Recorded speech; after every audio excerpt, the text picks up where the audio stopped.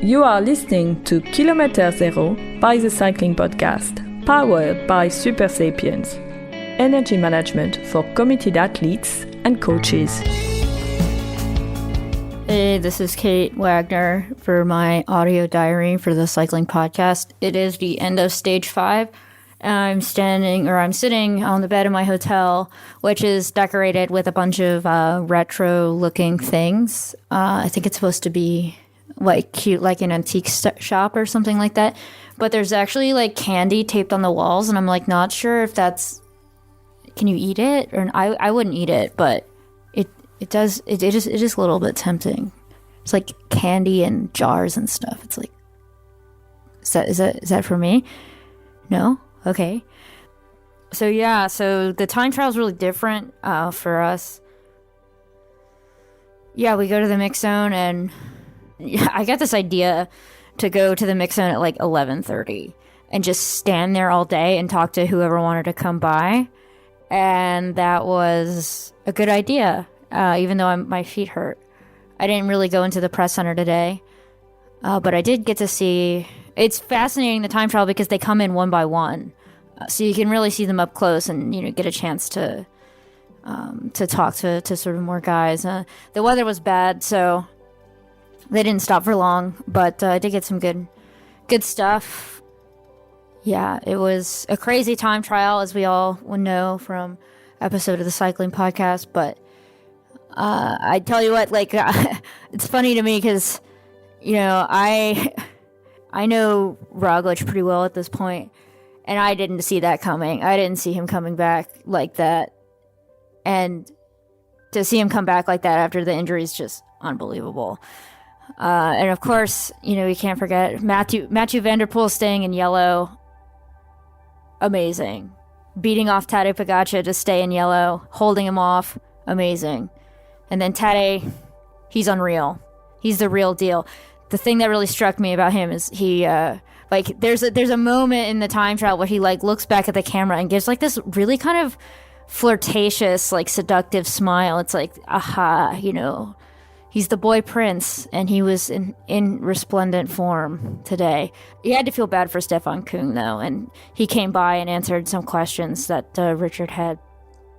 But he looks pretty crushed. Yeah, so we'll see, but it was a different experience, even though I had to stand out there in the rain. It wasn't so bad. I was fine standing out there in the rain, even though I didn't have an umbrella, because I'm just that determined to do my job.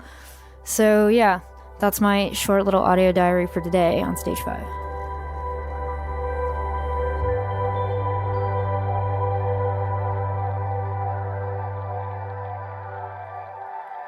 Hello, this is Kate for the Cycling Podcast. We're hotel report. We're staying at a chateau that is very beautiful, very 19th century classic French chateau. It's huge. The rooms are very splendidly decorated with wallpaper. When I'm not so hungry, I'll probably talk more about it. But for now, it's pretty splendid. There's a big soaking tub, which I'm going to take advantage of because it was hot as hell today. And it wasn't really a great day for me. Kind of came with one mission, which was to talk to Tadej Pogačar, and that never happened, so that's annoying. But you know what else is annoying? Me. I can be very annoying, and I plan to be as annoying about this as possible. And if it never materializes, then I'm just going to write about how annoying I was being and that it never happened. But yeah, anyways, it was hot and miserable, and not really that. It was a lot of driving today. I didn't even have to drive because I can't drive, but Richard was driving a lot today. Kind of one of the staler days at the tour.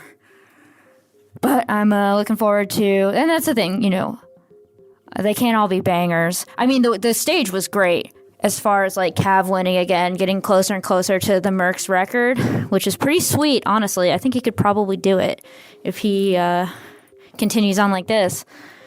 But for us, it's a little bit different.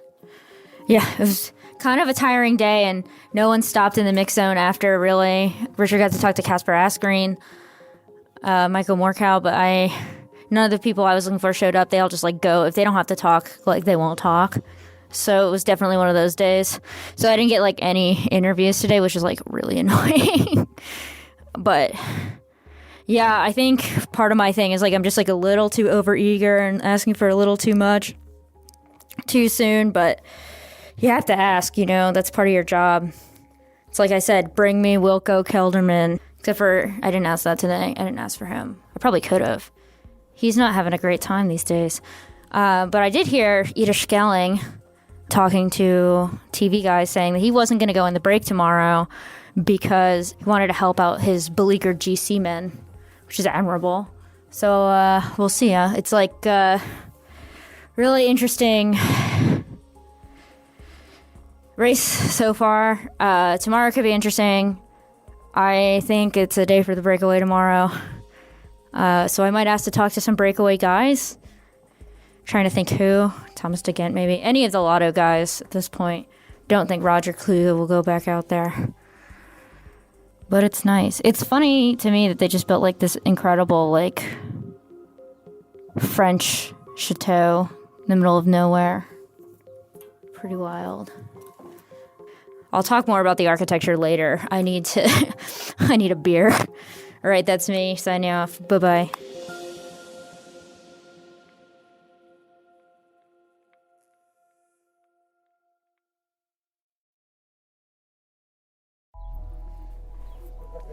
Hey, this is Kate from the Cycling Podcast. Walking back down from Le Grand Brunet, stage 8. I guess this is, I like to capture a little bit of my own reaction here. Yeah, just was watching the Eurosport guys interview Tadej Pogačar, and it's really strange to be close to something so unbelievably powerful. It's frightening. I don't know, it's all I can think about is I can't really breathe, honestly. I don't know how to even say this without sounding like a freak, but have you ever, when you walk into a building, like, say, like, a Gothic cathedral, and that moment of just unbelievable awe, where your heart kind of just lurches in your chest and your stomach sinks, and it's like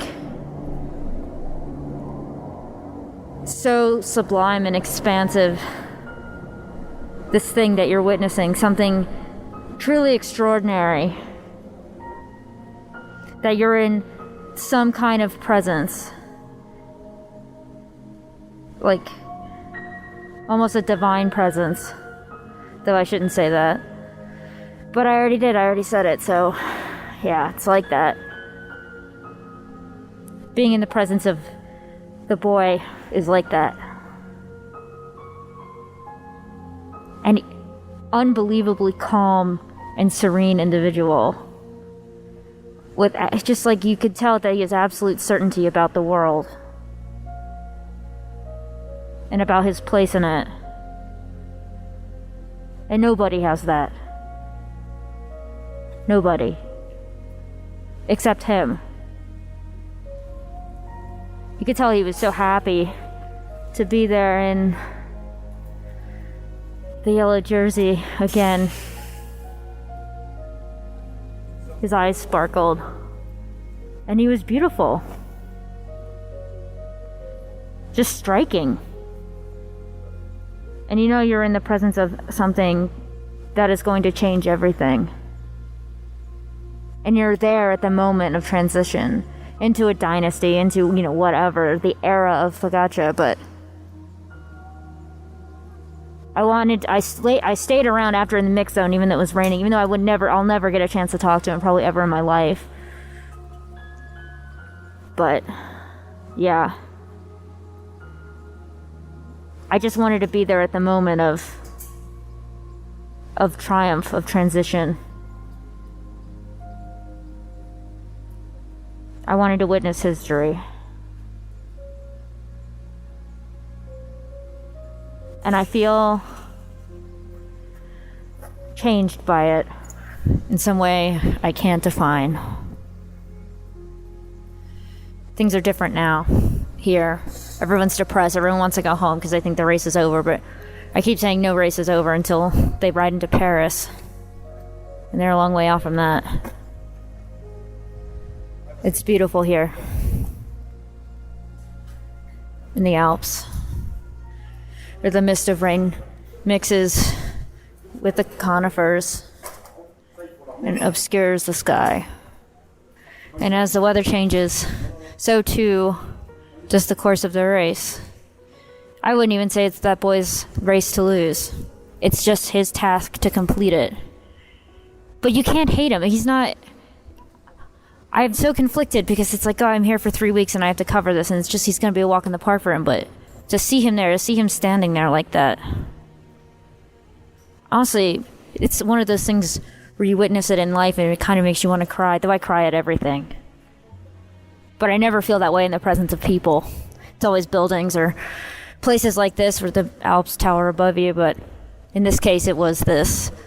I guess this is a private thing for me to share. And everyone's probably going to call me like a fangirl or whatever, though we all know that that's not true. I've never seen anyone own glory like the way he does. He is a prince. But he's not really a prince anymore. Now he's really the boy king. In gold. Let us bear witness at the throne. That's from my report from stage 8.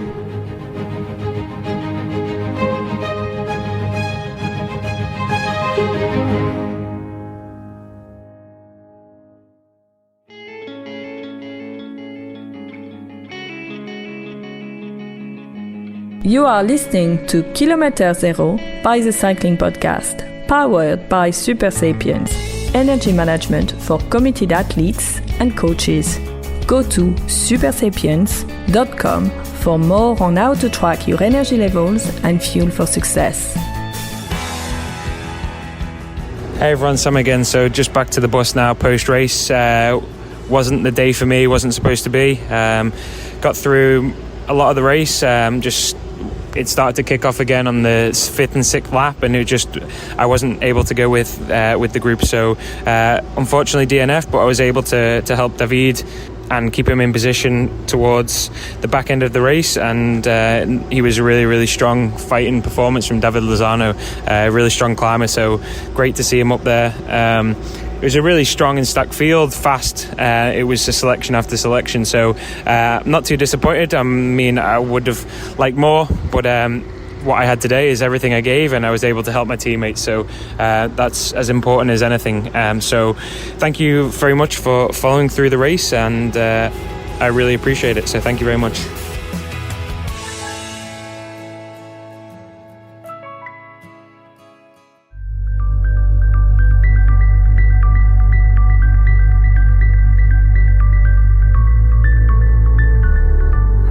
This is Kate Wagner for the Cycling Podcast. This is my July 6th audio diary entry. I am sitting in my hotel here in Valence. That's right. Yeah, time has this really annoying way of going by unnoticed. Like, what stage are we on again? 9? I think so. The race might be extraordinary, but for me, every day is kind of similar. In the mornings, I lay in bed in whatever hotel or chateau we're staying in. Though now it's just me alone. I'm no longer with Richard and Francois. And I think of what it is I have to do, who it is I have to talk to, how I'll spend, my words, plan my day. Some of the writers I like to talk to, some of them I like to talk to so much that they lend me a reason for doing any, if not all of this. And some of them infuriate me to no end. Some of them are unapproachable, and I fear some of them hate me, though I'm never sure if it's me specifically they hate or my ilk, aka journalists. Anyways, I have a certain amount of work I have to get done on a given day. Sometimes it's a feature in the middle of the week, 2,000 words. Sometimes it's a newsletter for Derailleur.net. Sometimes it's illustration. Sometimes it's this audio diary, the cycling podcast, etc. However, most of the day is spent riding in cars. It's like an hour to the mix zone and then 2 to 3 to the finish. The scenery passes by. It's like accompanied by the race on GCN, or drafts of the cycling podcast, or music sometimes, or idle conversation. Every once in a while, like someone in the car, usually Francois, will make a phone call. He's always on phone calls. They all sound very important. I never make phone calls because I told everyone who's not a part of the race not to call me. I'll call them. I'll miss Richard and Francois, who have been like really great company. But not really for so long, because A, I'll see them every day in the mix zone and in the press room, and B, I'll see them on Saturday. I'll be staying with them on Saturday again, so I look forward to that. The days on the tour are actually quite long. Like, I get up around 8 and then sort of lumber around like a moron for an hour, daydreaming, thinking about things. Kind of like my time of planning and reflection, like I said earlier. Then I eat breakfast, usually croissants, which I never thought I would get tired of because there's kind of a delicacy in the US, but I'm like starting to get a little bit tired of them. And then it's driving. Well, riding for me because I don't drive. Like, when I'm home, I ride a bike with panniers, which is not driving. Then it's an hour in the mix zone, shoved in like cattle with your colleagues on the factory farm of 2-minute sound bites. Every day we all watch with envy as the comms directors deliver the yellow jersey wearer to the television men and never us. We never see him, we never ask him questions except for in the after-race presser. We never get any time with him whatsoever. He may as well not exist for us being the written press. But I find ways to observe him. Tadej Pogačar, and this occupies actually a decent chunk of my time. Especially after the stage, when I'll kind of like linger around the TV pens just like a parasite to just have them stand there like 5 feet away from me. And yeah, after the 7th stage, which I think I did an audio diary about this too, I stood there and I watched him be interviewed by Eurosport. And Tadej doesn't like to look into the looming gaze of the camera. So he decided to kind of just like stare at me as like something to stare at, like head on, instead of just like, yeah, for the full 2 minutes of the interview. And I kind of like just stared back at him because like, yeah, it doesn't intimidate me. But at the same time, he does actually. Like, I know in my heart of hearts that he's just a kid who probably reads like dumb crap on the internet, like the best of them, and likes fast cars and like bad pop music and whatever. But when he's in that jersey, he's very much like a little king, and the whole experience always leaves me rather shaken, like as though I'm in the presence of something far more extraordinary than I am capable of comprehending, much less being. And I guess royalty is like that, I suppose. Our boy king. No longer boy prince, certainly boy king now at this point. So yeah, writing for a living is mostly an invisible process. It takes place internally, and honestly, it's not something I think about most of the time, except for when I'm proofreading.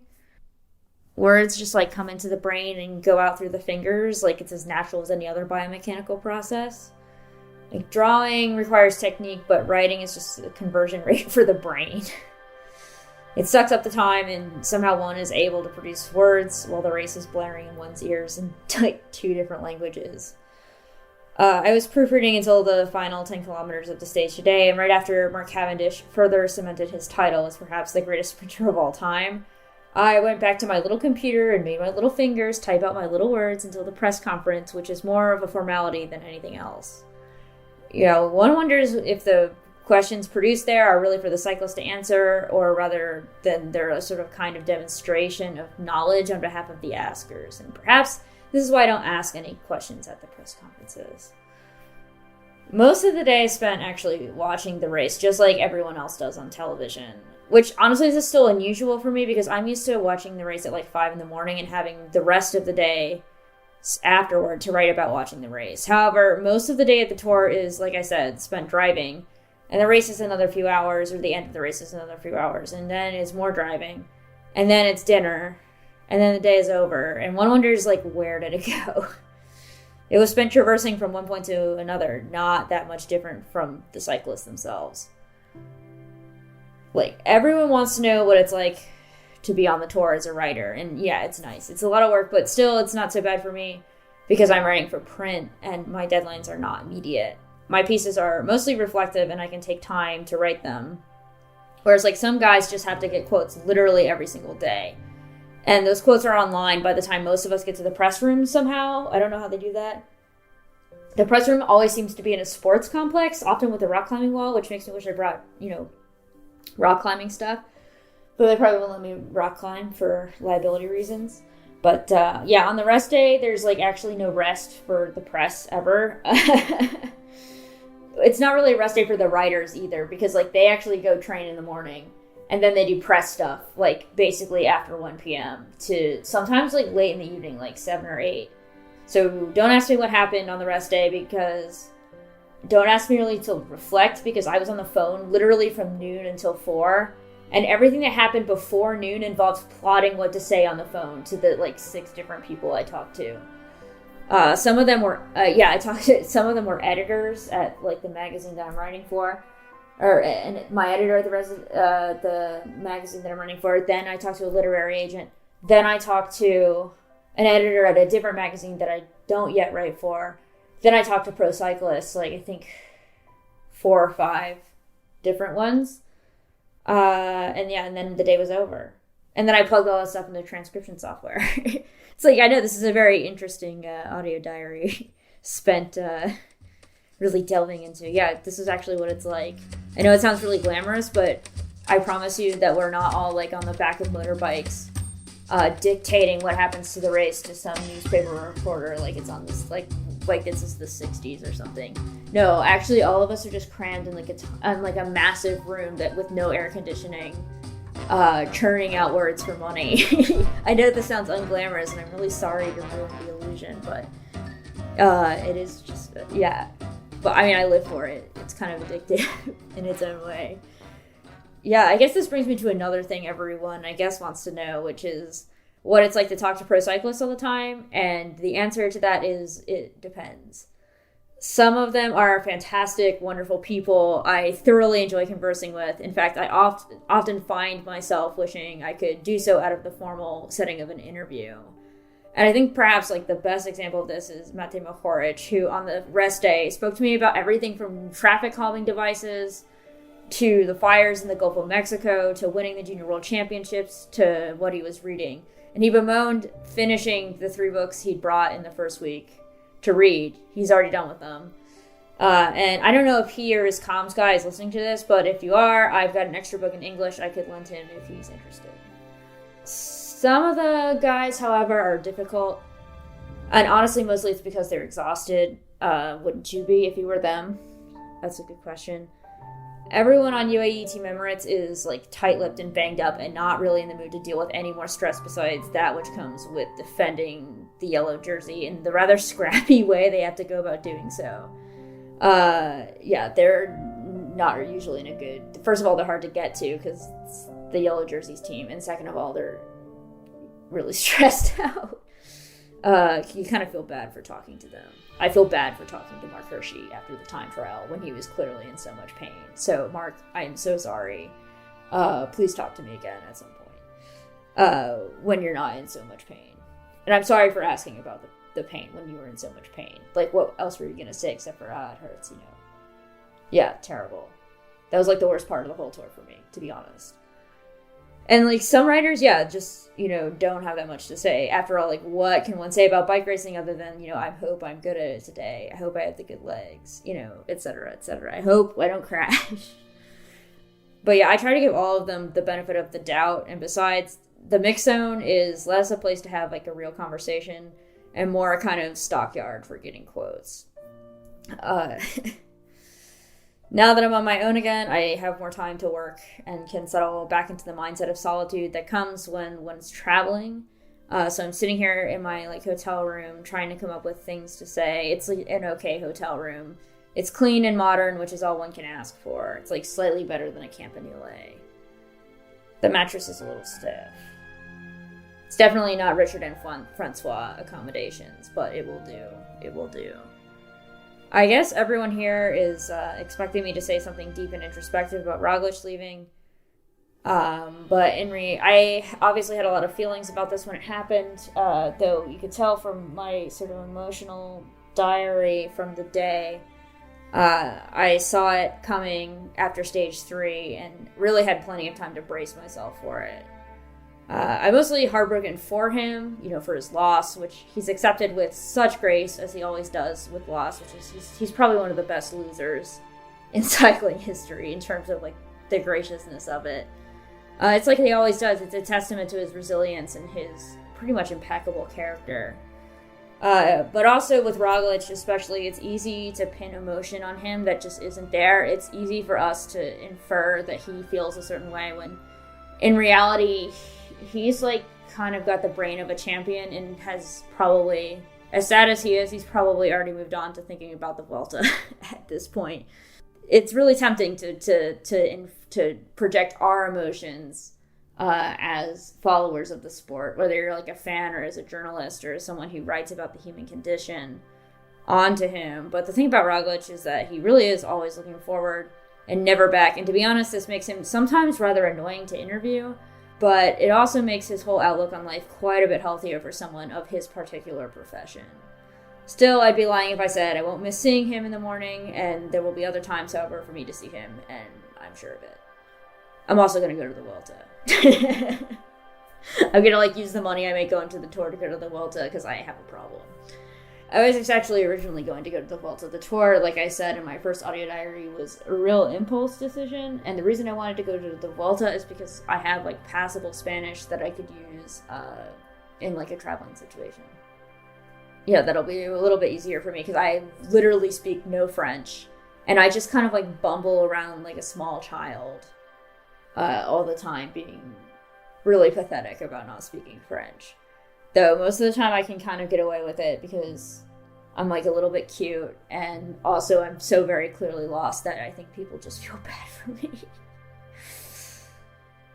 Yeah. I don't really want to think about Roglic that much. It's a little too sad. Anyways, tomorrow is Mont Ventoux. Yeah, wow. Wow, huh? Yeah, it's Bald Face being perhaps the most iconic climb in cycling, and it is definitely the defining stage of this Tour de France. Who knows, maybe Mussorgsky wrote the piece Night on Bald Mountain about Mont Ventoux. I don't know if that's true. It's probably about a mountain in Russia, but in my mind, it's about Mont Ventoux. That's all that matters. The opportunity to visit Mont Ventoux feels rather like traveling to see a celebrity. And coming from Pamphlet, Chicago, the idea of climbing something like that seems decidedly impossible. And yet, they have to do it. And they have to do it twice. That's cycling. Just when you go through a week that can't seem to get any more brutal, the sport finds yet another way to whittle down the weak and test the strong. Hence, going into week 2, I'd like to just think that I'm still listed amongst the ranks of the latter, the strong. And so, on this really freaking rainy day, I leave you all with that. On to week 2. Adieu.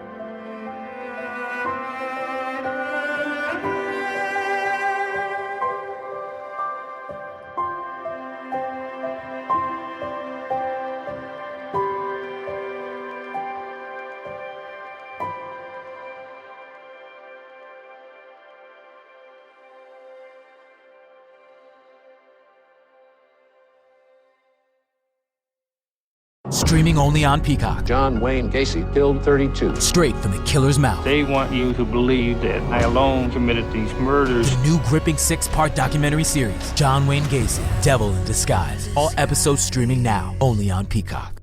Streaming only on Peacock.